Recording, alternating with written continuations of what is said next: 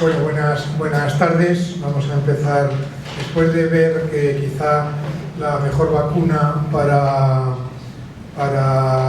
prevenir los incendios o para evitar tener esta proporción de incendios catastróficos, pues según nos ha dejado claro la primera mesa, es conservar aprovechando y es actuar en los bosques y tomar medidas, incluido desde luego más inversión para ello. Vamos a hablar de una segunda cara del problema que ha dado lugar a muchas polémicas en este último verano tan catastrófico. Antes de nada quería dar las gracias a la Asociación de Amigos de los Jardines del Buen Retiro y a los dos ponentes, Pedro Díaz Filgueras, que es jefe de Servicio de Incendios Forestales 3 de la Comunidad de Madrid, y Enrique Rey, que está en el Centro para la Defensa contra el Fuego de la Junta de Castilla y León en León, que precisamente, como sabéis, ha sido una de las provincias que ha padecido más incendios este verano. Ellos nos van a contar su experiencia en extinción, pero antes quería poner encima de la mesa 4 o 5 cosas muy puntuales, que no es mi papel dar aquí ninguna charla. Primero, respondéis a distintos modelos de extinción. Tú respondes al modelo que más común en las comunidades más extensas, un modelo de extinción integrado en la administración forestal, mientras que tú respondes a un modelo integrado de emergencias, que es en que los forestales están integrados en un sistema de emergencias que incluso excede los incendios forestales, ¿no? Pues quería, si nos podéis contar, si no es en vuestras intervenciones después, pues cuáles son ventajas y inconvenientes que habría que mejorar a la vista de las experiencias, no de este año, sino de los últimos años, ¿no? Luego, la profesionalidad. Yo creo que la profesionalización es muy necesaria. Tenemos uno de los mejores sistemas de extinción y profesionales de extinción del mundo, diría yo, pero aún así hay que seguir mejorando, hay que profesionalizar todos los niveles, incorporarlas del Estado, etcétera. Y finalmente, pues la comunicación de la emergencia. Estos sistemas de alerta temprana que tanto hemos oído hablar a raíz de la DANA, si hay mucho que hacer en el terreno de los incendios forestales también. Así que muchas gracias, Rodolfo, muchas gracias a todos ustedes por acudir a este acto. Y bueno, pues empezamos, Pedro. Me levanto también, que tengo una presentación. Y bueno, pues casi mejor lo voy explicando. Yo voy a explicaros voy a ir, digamos, de lo más concreto a lo más general, viendo un ejemplo que hemos tenido este año en la Comunidad de Madrid, un incendio que ha tenido mucha repercusión porque además se perdió una vida humana en él y eso ha hecho que tenga todavía haya sido más comentado. Entonces voy a hacer un poco la explicación de cómo se produce ese incendio y qué conclusiones finalmente podemos sacar de esta gestión. Primero quería empezar con algo que estamos viendo que está pasando en todo el mundo. Entonces, nuestro escenario futuro es lo que hemos visto últimamente en Los Ángeles, en Hawái, en La Jaina, Australia, Grecia, Portugal. Podemos ver ahí incendios catastróficos que han afectado a estas zonas. En Hawái, con muchos muertos, en Australia en el 2009, en Grecia, 2018 creo, en Portugal. Bueno, pues quería que vieseis esto. Probablemente lo habéis visto en las noticias alguna vez, en Australia o en Los Ángeles, pero esto es Cercanos. Esto es una urbanización que se ve afectada por el incendio de Tres Cantos y luego vamos a ver por qué hemos llegado a ese punto. Ahora simplemente quería que vieseis porque, bueno, seguimos con la presentación. Porque son imágenes que gente que, como yo, que llevo 26 años en extinción de incendios, pues nos han impresionado porque, bueno, creíamos que nos iba a costar empezar a ver estas cosas aquí, pero las empezamos a ver. Bueno, voy a hablar un poco del incendio de Tres Cantos. Quizá no todo el mundo se dedica a a la gestión de incendios, pero quería que vieseis un poco qué nos lleva, digamos, a ese punto. Bueno, tenemos unas condiciones meteo de ese día, era el día 11 de agosto de 2025, una ola de calor que ya llevaba 7-8 días seguidos, pero llevábamos un verano muy caluroso. Teníamos una cierta inestabilidad y posibilidad de tormentas a partir de las 7 de la tarde, y además teníamos temperaturas máximas de unos 39 grados, humedad mínima cerca del 10% y unos picos de viento de 60-70 km por hora a las 20 horas. Lo que podemos decir es que las predicciones cada vez son mejores y afinan bastante. Por ver un poquito lo que vamos viendo, a las 7 de la tarde tenemos un viento general suroeste, pero si veis las rachas habla de 67 km por hora, que es algo chocante. A las 8 ya tenemos 28, pero con rachas de, creo que pone 58. Y luego a las 9 cambio con un viento general de 30 km por hora, pero con rachas mucho más fuertes. Y con ese cambio de viento que lo vimos luego en el incendio. Primero es exponeros el escenario. Ese escenario en un incendio forestal yo diría que es un escenario idílico. Pocos árboles, zonas de pasto, tenemos cascos urbanos bastante compactos, a la zona sur de la imagen, la urbanización Soto Viñuelas, que está en la parte de la derecha. Bueno, tenemos una vegetación en el norte, pastos abiertos, un terreno levemente descendente, casi llano, pequeñas lomas, y va hacia el suroeste según esos dos ejes de los dos arroyos. Y a la derecha tenemos una finca privada, la dehesa Castillo de Viñuelas, muy bien gestionada, con una dehesa bastante abierta y con buenas condiciones. Y tenemos un punto de inicio en una zona periurbana, que tampoco a priori no nos debería decir que podía provocar un incendio como el que provocó. Tenemos la llegada de los primeros medios aéreos, que es una helitransportada de Costar Viejo, que llega a las 8:01.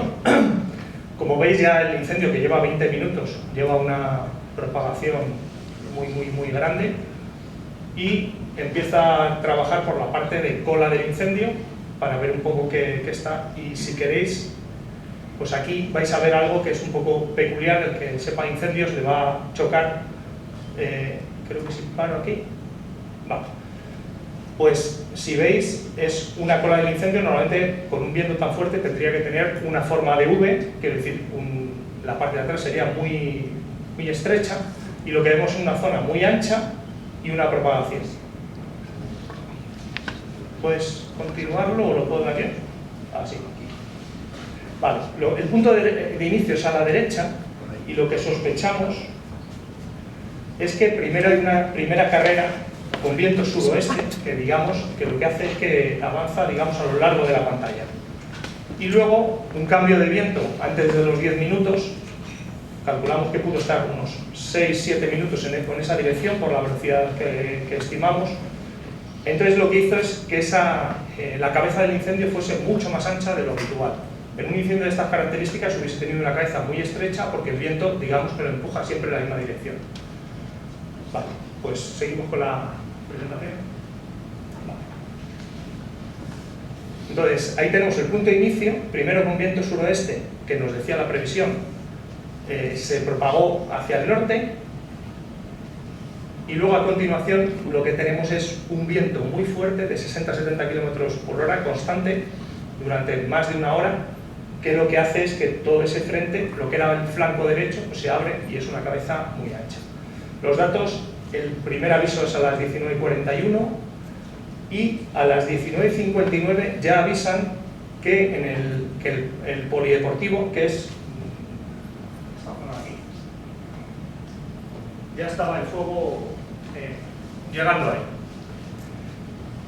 A las 20:01 llega el primer medio aéreo, que es el que hemos visto, y a las 20:06 ya sí que tenemos confirmación de que ha llegado al polideportivo y a la urbanización, porque ya tenemos imágenes de un medio aéreo, que si me puedes poner el siguiente vídeo, el 2.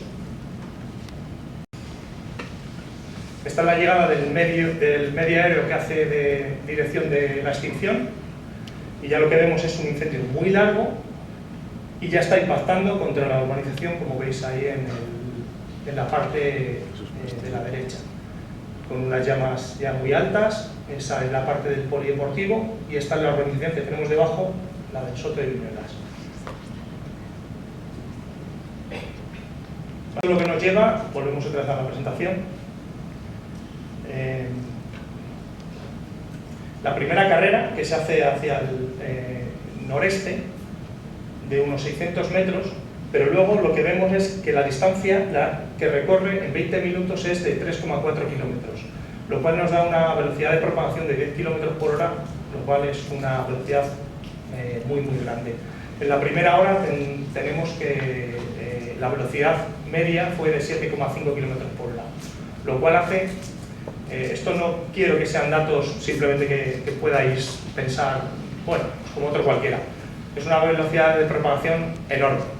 Una persona corriendo prácticamente no podría llegar a esa velocidad y no son velocidades habituales que vemos en los incendios. Esto hace que los picos probablemente fueron de 15 kilómetros por hora, lo cual es una exageración. Yo no lo había visto en 26 años de... Bueno, seguimos. Ay, no sé por qué, hay un vídeo. O sea, bueno, hay una imagen que no se ve bien, que es el perímetro final, pero bueno, el de la derecha se ve. Las carreras estaban marcadas en el de la izquierda, pero bueno, sobre todo la primera inicial, luego hacia el sureste y luego hacia el suroeste, con el cambio de viento que se produce a partir de las 9. Entonces la forma que veis, primero el incendio corre en esa dirección y luego hacia el sur. Y ahí vemos la severidad, que en general ha sido baja porque la mayoría de lo que quemó era pasto, salvo en la zona del suroeste, que ahí es una zona rodada.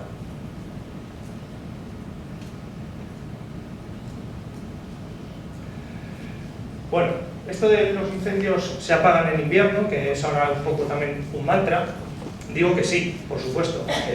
Yo de hecho me dedico a la prevención en la Comunidad de Madrid y defiendo mi posición. Pero lo que quiero decir es que es una zona en la que, aparte de tener un entorno que no es especialmente peligroso, hay bastantes trabajos que se han hecho en los últimos años, tanto por el Ayuntamiento de Tres Cantos, que la verdad que está bastante implicado con esto porque ha tenido 2 incendios más o menos grandes en los últimos 5 años, y por parte, lo que está a la derecha, que es lo que hace, digamos, el servicio de prevención, que está dentro de mi trabajo ordinario. Entonces, es una zona que tiene bastantes trabajos y luego ahí no están apuntados, pero la finca, la dehesa Castillo de Viñuelas, tiene una faja perimetral que hacen con arado todos los años, depende de la zona, de entre 15, 20 metros, incluso en algunas zonas, que está como la mitad del incendio y que se saltó en todos sus puntos, por lo que ¿los tratamientos selvícolas son efectivos? Sí, en el 99% de los incendios, pero hay algunos incendios que tienen un comportamiento tan agresivo que no permiten que ninguna infraestructura que tenemos nos ayuden a pararlo. No quiere decir que no nos ayuden luego a extinguirlo mejor, pero no lo paran. Lo que creemos y lo que vemos en las imágenes es que el incendio se iba propagando con saltos continuos de paveseo y eso hacía que acelerase en cabeza mucho el incendio. Bueno, el 6, mira. Bueno, esto más o menos es al borde de las 9 de la noche, veis que hay bastantes medios, se ven sirenas, rotativos por todos los sitios, y tenemos una urbanización que la parte que impacta el incendio en ella, que viene de un pastizal, entra en la urbanización y va propagándose por toda la urbanización como si fuese un terreno forestal normal, llevándose por medio casas, no muchas, creo que fueron 5 o 6, pero muchas infraestructuras accesorias, vehículos, y sobre todo muchos setos y mucha vegetación que estaba entre medias. Son imágenes que impresionan porque lo que vemos es como una urbanización que a priori no es de las peores que podemos observar en nuestro territorio. O sea, seguro que cualquiera que trabaje en incendios forestales tiene en mente miles de urbanizaciones peores que esta, pero bueno, lo que puede pasar en un día malo con un incendio con mucha potencia cuando llega a una urbanización, un pueblo o cualquier otra infraestructura que se encuentre por delante.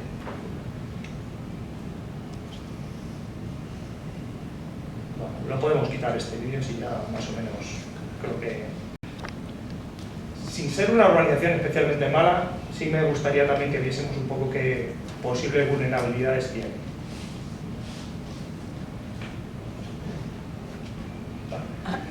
El arroyo, que está al norte, que es por donde entra el incendio, estaba más o menos limpio por debajo, de pasto. Gran parte de la vegetación que tiene son chopos, no es una vegetación especialmente combustible, pero ardieron de copa los chopos, curiosamente. Y eso hizo que intensificase justo antes de llegar a la urbanización. Seguramente sí que provocó mucho paveseo, había algo de encinar y algo de matorral también, sobre todo en la zona más al norte, pero la zona por la que salta la urbanización no es tampoco especialmente mala, pero bueno, es una vulnerabilidad que hay que tener en cuenta también cuando planeemos qué vamos a hacer en este tipo de situaciones. Setos muy inflamables, las arizónicas, es nuestro caballo de batalla. Las arizónicas en las urbanizaciones es absolutamente lo que propaga muchas veces el incendio dentro de una urbanización, cuando no encontramos urbanizaciones que están en medio del bosque, que eso ya es aparte. Pero esta es una urbanización que tiene jardines regados, piscinas, bueno, se veían en alguna de las imágenes, y aún así iba pasando de seto en seto hasta que saltó la urbanización como si no hubiese pasado nada. Quiere decir, el flanco del incendio, el flanco derecho, lo atravesó. Había algunas parcelas sin construir, que en algunas urbanizaciones es un tema muy importante. Aquí no había muchas, pero también ayudaron a la propagación. Bueno, no son muchas vulnerabilidades para los daños que vimos. Entonces, un poco la pregunta que nos sobrevuela a todos: ¿podemos asegurar la seguridad de la población y de las infraestructuras? Y yo ahora yo siempre he estado trabajando en el sector, digamos, en administraciones forestales puras y duras, y ahora estoy en bomberos. Y quizá como ahora estoy en bomberos debería decir, sí, nosotros estamos aquí para asegurar la vida de las personas y no hay ningún problema. Pero tenemos estos elementos. Un cambio climático que hace que tengamos olas de calor más intensas y duraderas, es algo que ya observamos, no es necesario que se debata sobre ello, quiere decir, hay datos y está pasando. Una acumulación de biomasa, la reducción de consumos de biomasa vegetal y el abandono de terrenos agrícolas hace que cada vez tengamos más biomasa acumulada. O sea, aunque la gente piensa, porque salen muchos incendios en la televisión, que cada vez tenemos menos árboles, no, tenemos más árboles. El estrés de la vegetación, lo cual tiene un poco que ver con los dos anteriores, mayor competencia y además olas de calor que producen sequedad y épocas de sequía, a veces fuera de las épocas más habituales, hace que estén más estresada y, lo que decimos, esos chopos arden de copas, como eso nos parece algo que es totalmente antinatural, pero pasa por la desecación previa del incendio y luego aparte porque están estresados. Bueno, nos enfrentamos a fuegos más rápidos, más intensos y más destructivos. Y además tenemos muchas más urbanizaciones en zonas de riesgo, o bien porque las urbanizaciones han ido a las zonas rurales, o bien porque la vegetación ha invadido el entorno de las urbanizaciones. Entonces, ¿podemos asegurar la seguridad de la población en estas condiciones? No, directamente. No podemos asegurar, como se ha intentado vender los últimos 40 años, gastando más dinero en más helicópteros, en más bomberos, en gente más preparada. No os preocupéis, vivid donde queráis, haced lo que queráis en vuestras casas, que van a llegar los bomberos y van a apagar el incendio antes. Eso es lo que estamos pagando ahora. Que hemos vendido nosotros mismos, nuestro sector, que hemos vendido que vamos a asegurar la población, la seguridad. Cuando no pasa, nos miran y dicen, no había suficientes camiones, no había suficientes helicópteros. No piensan en que con esas condiciones, da igual el número de helicópteros o de aviones o de camiones que hubiésemos mandado a León en ese evento tan catastrófico, no se hubiesen apagado los incendios hasta que no se podían apagar, que era cuando cambió el tiempo. Pero sí quería decir, bueno, ¿qué podemos hacer? A nivel de gestión forestal, creo que se ha dicho ya en la mesa anterior, que es muy rápido, extracción de biomasa de los bosques y áreas forestales. Es importantísimo, o sea, quiere decir, esa biomasa se puede generar recursos y además está generando un riesgo. O sea, la madera es necesario extraerla, porque tenemos más madera que nunca y es mejor sacarla antes de que se queme. ¿Planes de defensa y planes de prevención de incendios? Sí, lo que decimos, los planes de prevención anual deben ser solo casi un mapa, quiere decir, ¿dónde vamos a actuar? Pero el plan de defensa debería ser algo más grande, todavía no está muy legislado, pero bueno, ya estamos trabajando en que se puedan hacer planes plurianuales. Por ejemplo, el objetivo de un 1% de la superficie forestal, bueno, ¿será suficiente? Yo creo que hay que aspirar a que al menos lleguemos a eso. De hecho, por ejemplo, la Fundación Pau Costa ha hecho un memorándum y tal, y ellos hablan de eso, de tratar 260.000 hectáreas al año para, no exclusivamente, pero con fines fundamentales de prevención de incendios. Luego también hay que ampliar un poco la escala. La prevención a escala paisaje, hay que diversificar el paisaje, tiene que haber mosaico, áreas estratégicas de gestión, que son aquellas zonas que pueden tener mayor valor a la extinción de incendios. Integrar la agricultura y la ganadería, el uso de temas prescritas, bueno, nada. La conservación de hábitats y áreas protegidas, ¿es posible compatibilizarlo con la gestión y la prevención de incendios? Yo creo que sí, y debemos hacerlo, y debemos defenderlo porque cuando se hace bien, se puede. Los servicios de extinción, ¿más medios? Directamente yo pongo la respuesta, creo que no, más medios no. ¿Más eficaces? Sí, hay poco margen de mejora en cuanto a atacar más rápido los incendios y demás. Más eficaces, sí que hay mucho margen de mejora entre la colaboración de administraciones. Importante, mejor análisis previo, durante y post, eso digo que sí. Aquí meto investigación sobre las condiciones que favorecen los grandes incendios, más análisis de comportamiento, adelantarnos a las situaciones de riesgo, prepararnos para la gestión de grandes emergencias, quiere decir, tenemos que pensar en grande, quiere decir, vamos a tener emergencias muy grandes. No podemos pensar en que con llevar un camión, 2 técnicos y un agente medioambiental, con eso lo tenemos solucionado. No, hay que pensar en estructuras potentes. Los índices de riesgo para informar a la población. La población no le puedes explicar una ola de calor unida a las lluvias primaverales. No, le tienes que decir, hoy es rojo, hoy no debes hacer nada en el campo. No debes salir a correr, no debes coger tu bici, porque puedes ponerte en riesgo, pero no puedes utilizar tu máquina para soldar, no puedes... Hay que dejarlo muy claro. Y luego concienciación de los riesgos de la población que vive en el entorno. Eso es muy importante por parte de los servicios de extinción. Una muy importante que he dejado para el final es mejorar las condiciones de los bomberos forestales, y todos los que trabajamos en estos servicios tenemos que luchar por ello. Para la población en general, no tardo nada. Urbanismo, clave, o sea, el riesgo de incendios tiene que estar incluido en la planificación urbanística, igual que está ahora el de inundaciones, no con el éxito que querríamos, pero ya está. En los ambientes mediterráneos interiores de montaña es el mayor riesgo natural. O sea, en España hay mucha más superficie con riesgo por incendios forestales que el riesgo por inundaciones. Los planes de actuación municipal para incendios forestales se tienen que desarrollar. Autoprotección real de las infraestructuras sensibles. Muchos planes son papel. Eso no puede ser. O sea, y muchos los hacemos ingenieros forestales. Tenemos que dar un salto. O sea, no podemos quedarnos en hacer una urbanización y decir, haz 5 metros alrededor de desbroce y con eso ya está. Y que me... ¡Uy!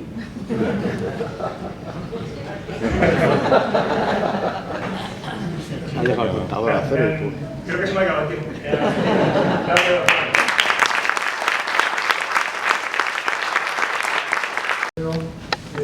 Creo que no se puede separar tan claramente extinción de prevención, muy unidas. En muchas soluciones vienen, como hemos visto antes, de la prevención, que también hay obligaciones de extinción. Sobre los planes de autoprotección, me gustaría que pusiéramos más en esos planes que tienen un coste medio de la Comunidad Valenciana entre 3.000 y 4.000 euros. Con 3.000 y 4.000 euros puedes conseguir que un forestal redacte algo sobre un papel, pero implementar esas medidas, pues va a ser que no. Pero en fin, pero vamos con otro ponente, Enrique, adelante. Hola, buenas tardes.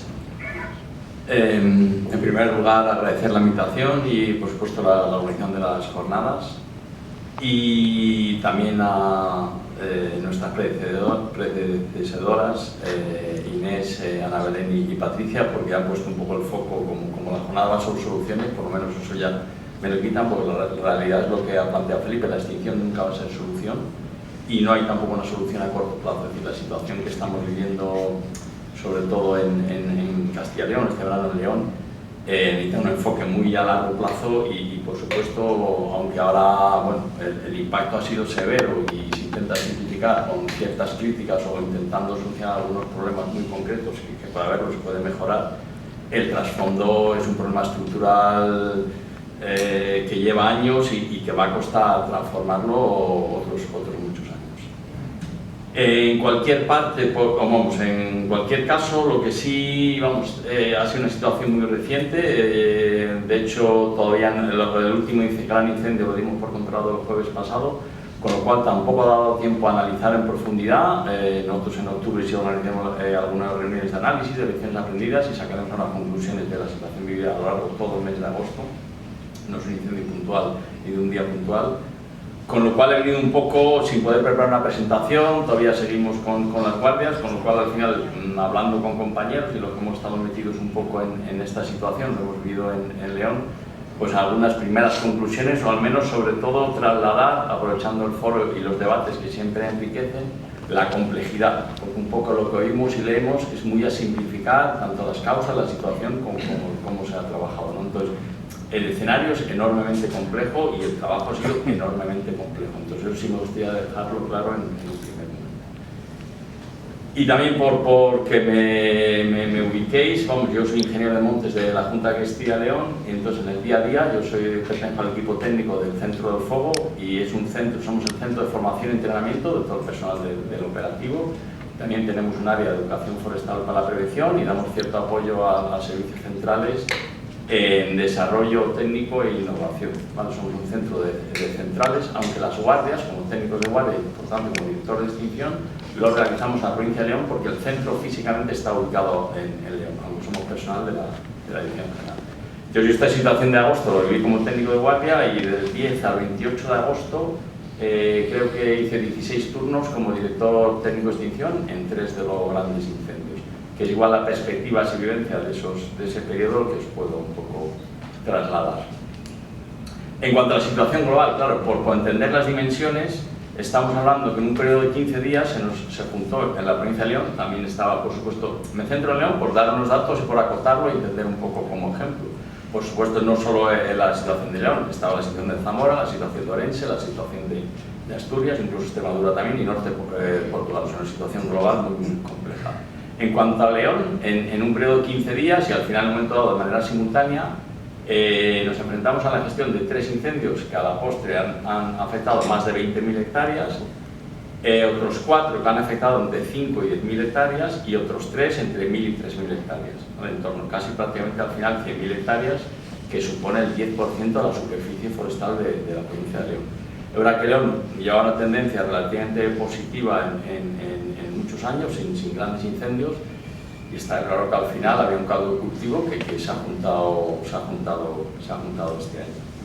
Cierto es que de esta superficie, prácticamente la mitad, 50.000 hectáreas, son brezales, cañonares, muy hechos por el fuego, vegetación adaptada al fuego, y que probablemente 2, 3, 5 años tengan la misma estructura vegetal, y así pues llevan muchas décadas en ese dinamismo. De hecho, yo estuve en un incendio de llamas de Cabrera, que luego afectó a Ponferrada, al Valle Silencio, pasó a Astorga, que hay una ladera, que es una ladera de 2 o 3.000 hectáreas, que ya he visto arder 4 veces. Yo llegué a León en el año 98, llevo en la administración desde el 2003, entonces haciendo guardias, y he visto arder esa ladera 4 veces.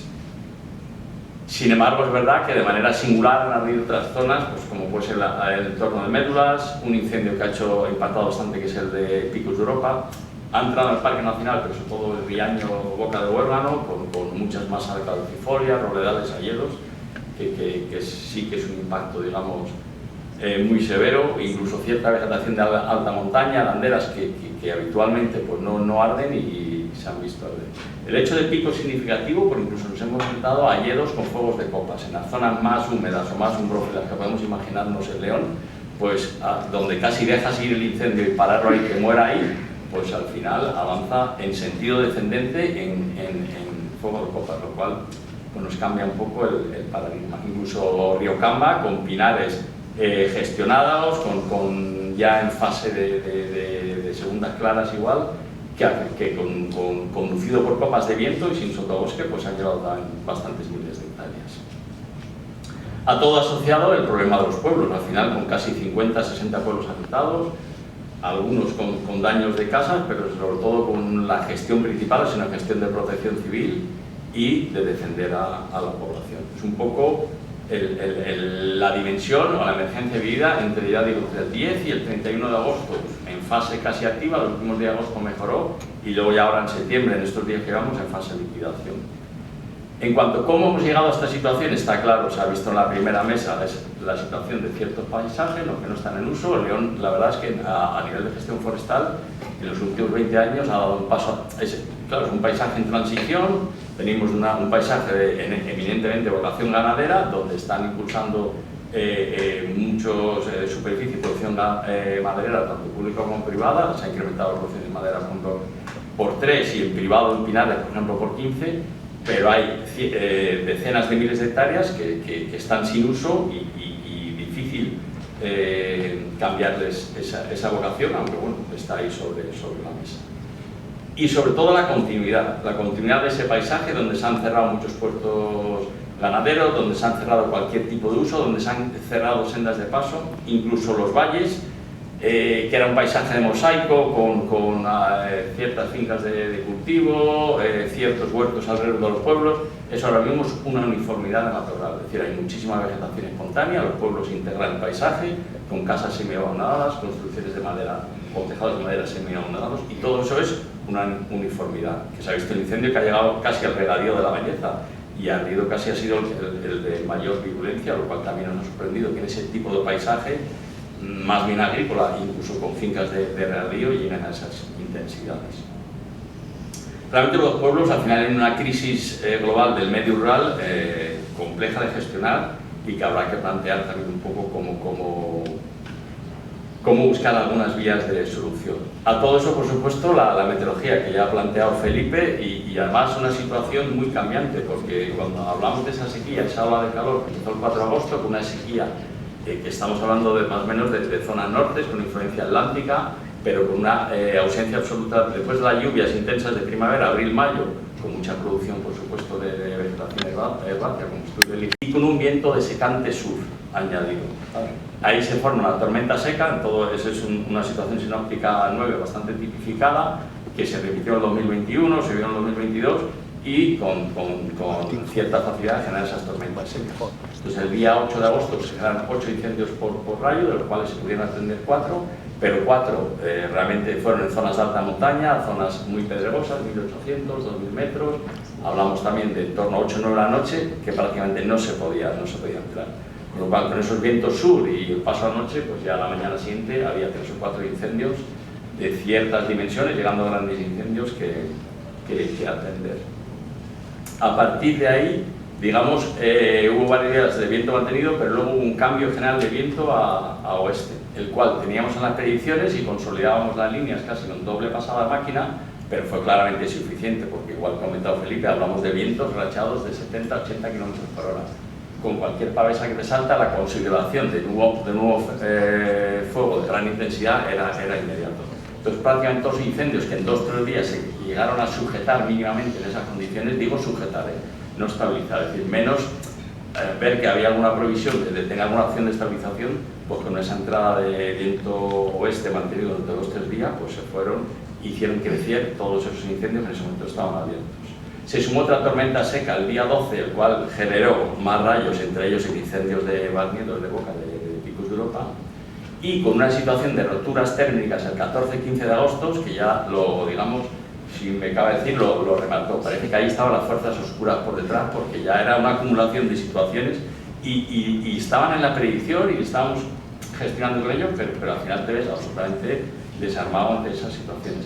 esas roturas térmicas, el 14-15 se formó una emisión térmica absoluta en la provincia de León, que llegó por ejemplo a la ciudad de León, que cubrió absolutamente de humo, la olla del Bierzo Ponferrada que era una calima cerrada de humo, no volaron los medios aéreos, y las roturas térmicas se produjeron muy tarde, que eso sí nos sorprendió. En lugar de normalmente es esperable a mediodía, cuando empieza a generarse el calor, empieza a intensificarse el calor, la ruptura térmica la sufrimos a primeras horas de la noche. Es decir, como que todo el día lo fuimos llevando, fuimos gestionando, sabíamos que se iba a producir, pero parece que íbamos bien.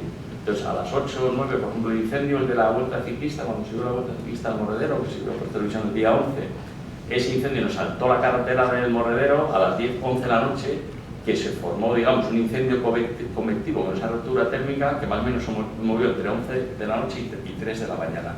Algo que normalmente estamos muy habituados a tener unas condiciones mucho más favorables en las horas nocturnas y aprovecharlo pues, para utilizar fuego térmico, trabajar con maquinaria, etc. Y a partir de ahí pues ya se fue mejorando ligeramente la situación y bueno, pues sobre todo con unos criterios de gestión determinados, pues intentando resolver la situación. ¿Vale? En cuanto a intensidades, pues hablamos de momentos muy puntuales de carreras de 1000 hectáreas a la hora, ¿vale? O recorridos lineales de 3 kilómetros por hora. Es muy significativo, por ejemplo, de Riocamba, la zona de Pinar, el límite entre León y Palencia, encima de Sahagún, relativamente llano, es un poco el paradigma de la ordenación forestal dentro de la provincia de León, por supuesto no llega a Balsaín, no llega a Soria, pero bueno, dentro de lo que la provincia de León puede ser un ejemplo de gestión forestal en pinares y producción de madera. Y con un tratamiento servícola llevado prácticamente por el libro, pues se llevó 3000 hectáreas en 2 carreras en 2 tardes, ardiendo exclusivamente de copas sin ningún tipo de vegetación que alimentase ese incendio a pie de terreno del sotobosque. En cuanto a la gestión de esta situación, lo primero, claro, vamos aprendiendo en estos últimos años, pero siempre que vas te cuesta un poco asumir claramente que está fuera de capacidad de extinción. Es decir, el objetivo jamás va a ser intentar estabilizar a corto plazo ese incendio, hay que buscar otro tipo de objetivos. En este caso la prioridad por supuesto era defender toda la población, más en el paisaje con esta situación de pueblos tan imbricada en el paisaje forestal. Pero también la seguridad de los propios medios, que eso al final muchas veces no se ha entendido muy bien, pero eso lo hemos hablado entre los compañeros y claramente hemos sido conservadores en las estrategias en cuanto para garantizar la seguridad de nuestros propios medios ante estos fuegos tan cambiantes, estos saltos de pavesas con consideraciones de fuego tan rápidas, esas propagaciones de 500, 800, 1000 hectáreas a la hora. Hay que cuidar mucho las tareas que se asignan al personal y que todo el mundo al final tenga capacidad de reacción y cumpla con los protocolos básicos de seguridad para siempre poder salir a zonas seguras. A partir de ahí, la extinción lo que se ha buscado es contundencia, con los fallos, las sombras que pueda haber, pero al final es una extinción que más o menos hay escuela en el noroeste, en León, yo creo que en este tipo de estrategias, de verdad que nos hemos visto pues, desbordados por la dimensión, pero al final es sacrificar superficie, es decir, no podemos ir a minimizar superficie. Pasa claro, ya son unas dimensiones que tienen que dar decisiones de sacrificar 2000 hectáreas, es decir, la línea aquí no me vale, va a saltar, me voy a la siguiente línea y hay un valle de 2000 hectáreas que tengo que sacrificar. En cualquier caso son decisiones que pensamos que van a salvar de las 5000 o de las 1000 hectáreas. Aunque eso a veces es difícil explicarlo, sobre todo es el CECOPI, el Comité de Autoridades que está tomando decisiones, difícil a veces de trasladar esas decisiones. Y luego ahí a veces, ahora hemos visto también la pérdida de palistas expertos.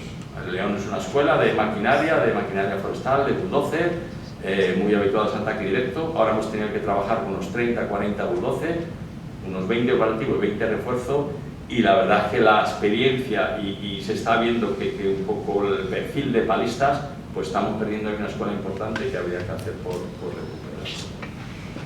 Y luego trabajo la presión de la población, es decir, un problema muy grave, la presión de la población, porque la población, y lo entiendo como ciudadano, además lo que hablamos son pueblos que igual al final en verano, en invierno, hablamos de 5, 10, 15 habitantes y ahora se ponen 200 con la población de segunda residencia o de su pueblo de origen, con todo, pues, sus casas reconstruidas, y exigen que en cada casa haya algún medio para apagar o prevenir que pueda llegar el fuego a esa casa.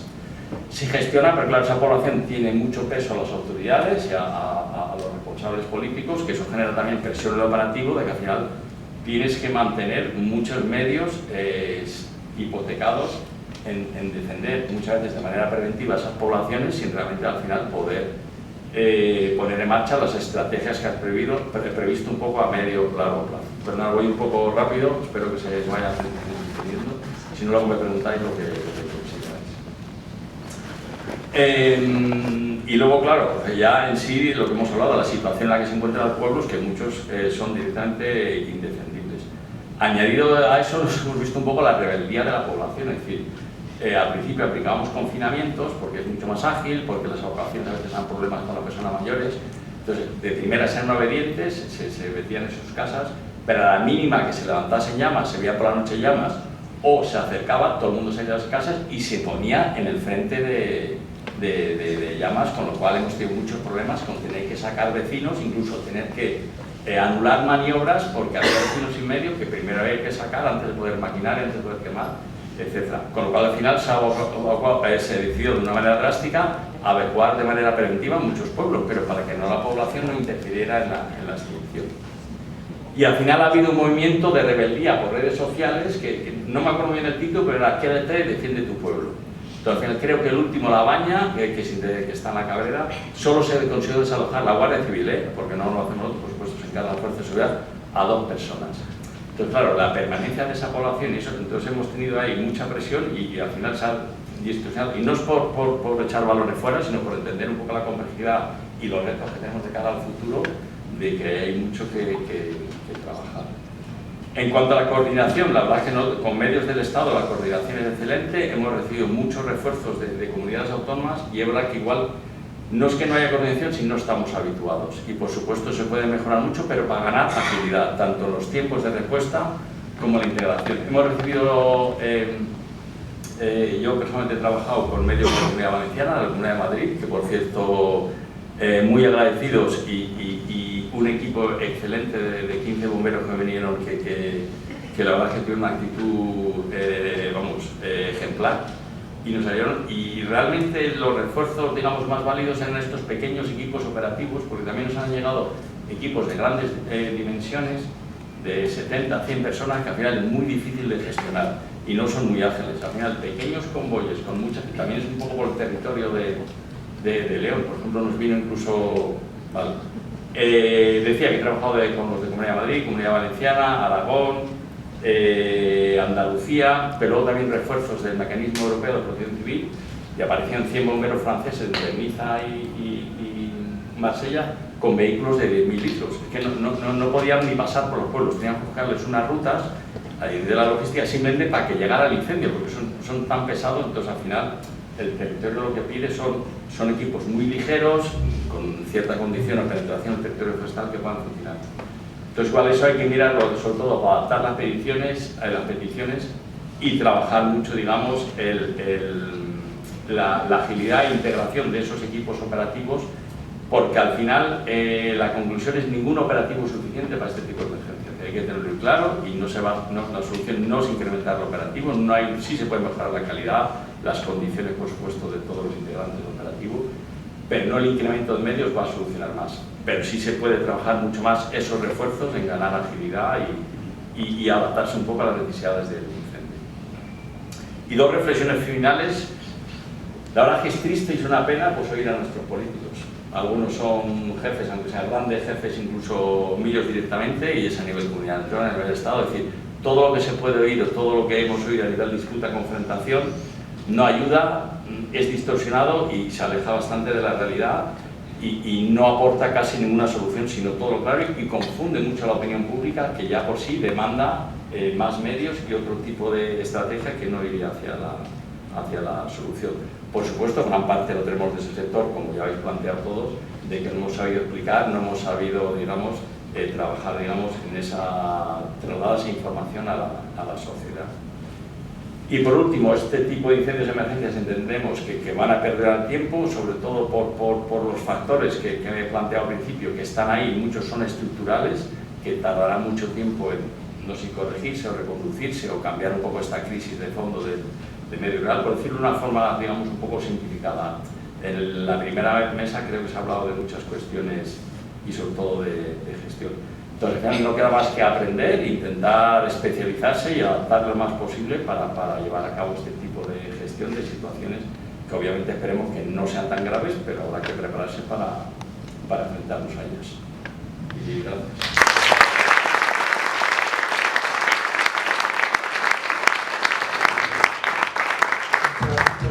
Es una pena poneros cortapisas de tiempo porque, en fin, da la sensación de que teníais los dos muchas más cosas que contar, pero bueno, quizás así tenemos horarios y queremos dar lugar también a algunas preguntas. Yo creo que los interrogantes que he planteado al principio casi todos los habéis contestado de una manera u de otra, entonces tenemos al público al que no vemos, pero... Hola, buenas, soy Lolo, soy compañero peón forestal, todavía no somos bomberos forestales. Estoy en Balsaín y trabajo para el OAPN. Aquí tengo varias preguntas, porque bueno, nosotros hemos vivido la situación mucho desde dentro. Nosotros no hemos estado movilizados. A nosotros no nos han movilizado hasta final, cuando ya estaba casi todo apagado y nos mandaron a casi todos los de OAPN, nos mandaron a Extremadura. Entonces, nosotros desde dentro lo que hemos notado ha sido una falta. Para empezar os quiero dar las gracias porque me ha encantado la ponencia. Nosotros muchos hemos vivido desde dentro una descoordinación de que no sabemos que estamos ahí. Entonces, igual que en Madrid tiene un ZACIF con los 5 kilómetros lindantes con las comunidades autónomas, yo no sé si sería posible que existiese una forma de localizar a todos los medios de España para cuando se necesiten y no que haya que haber miles... No, en Castilla y León tenemos ahora mismo una pantalla donde vemos quién está, dónde está y cuándo está, porque tenemos un localizador. A nivel global, y cuando se nos quiera solicitar, solo sea pinchar un botón, no pasar miles de trámites burocráticos y que no sea niveles 3, ni niveles 2, ni medios extraordinarios, ni no medios extraordinarios. Sino, oye, necesitamos 3 autobombas, necesitamos tal, quien está disponible en un radio de acción más cercano y más eficiente. Para eso hay un montón de sistemas de información geográfica que nos calculan los isócronas, es que tenemos los medios. Yo creo que nos falta un poquito de coordinación. Luego también hemos notado falta de comunicación directa. O sea, llegamos a un incendio y unos tienen tetra y otros tenemos iteras y no nos enteramos de nada. Hubo un incendio muy grande en Cataluña donde ocurrió algo parecido. Estuvo la Perdiz de Daroca y simplemente por problemas de comunicación murió gente. Entonces, unificar los sistemas de comunicación entre comunidades autónomas. No es lo mismo lo que hay en Castilla y León. Yo estuve en la Charlie 13, en Vega Espinareda, y no tenemos el mismo sistema de comunicación que en Madrid. Entonces, si nos mandan un incendio, siempre necesitamos un enlace. Entonces, yo no sé si vosotros que estáis desde dentro, que bueno, somos compañeros, yo creo, si veis alguna manera de que unifiquemos criterios entre comunidades autónomas, entre que sea mucho más fácil que se dispongan los medios, que no tenga que haber razones políticas. No sé, yo quiero trabajar. O sea, yo me he sentido realmente, y como yo sé que muchos compañeros nos hemos sentido inútiles en nuestras bases, ¿sabes? Entonces, y bueno, yo tengo que dar las gracias a todos mis compañeros que se han dejado todo este tiempo en el monte, que yo sé que ha sido muy duro y bueno, muchas gracias. Que no hay una uniformidad en cuanto a equipos, tipologías, formación. Podemos encontrarnos, como dice, 15 bomberos de la Comunidad de Madrid que van a León, pero tampoco se sabe muy bien. En la Comunidad de Madrid los bomberos sí actúan en incendios forestales, no son como a lo mejor en algunas otras comunidades que son solo para la parte urbana. Yo creo que eso hace que sea difícil esa colaboración y que se acepten de buen grado ciertos medios si no sabes exactamente para qué son. Entonces, sí que yo creo que es un tema que hay que abordar entre las comunidades autónomas para uniformizar la tipología de equipos. Entonces, que no sea un retén de OAPN de Balsaín, sino que sea una tipología de equipo. Un retén con bomba forestal, pesada, ligera, con 5 componentes, que trabaja en prevención. Quiero decir, ese tipo de información tiene que ser muy automática para que puedan ser válidos. Eso por un lado. Por otro lado, es verdad que aunque a la gente no le llega esas colaboraciones, se producen mucho más cercanas. De hecho, por ejemplo, yo he estado mucho en conversaciones con Ángel Rodríguez de Castilla y León y con Extremadura, con los directores, con los mandos únicos que hay ahí. Quiero decir que se colabora mucho más y de hecho, por ejemplo, con Castilla y León lo que se llegó al acuerdo es, bueno, vosotros desplegaos vuestros medios, que son los que vais a sacar más partido, quiero decir, un medio de Ávila en León le van a sacar más partido que un medio de Parlamente de Madrid, porque tienen eso, tienen las mismas tipologías. Entonces, por ejemplo, Madrid estaba trabajando prioritariamente en Ávila y en Segovia, si había alguna incidencia un poco fuera de lo normal. Pero bueno, hay colaboración, pero hay que mejorarla mucho y yo creo que es un campo que tenemos que trabajar. Bueno, yo darles las gracias porque me ha parecido una conferencia estupenda. Y segundo, quería hacer una pregunta. Saber cómo se puede gestionar si estás con la vivienda al lado de un río, si es la Confederación Hidrográfica de Río en la que tiene que gestionar esto, o es el dueño de la vivienda.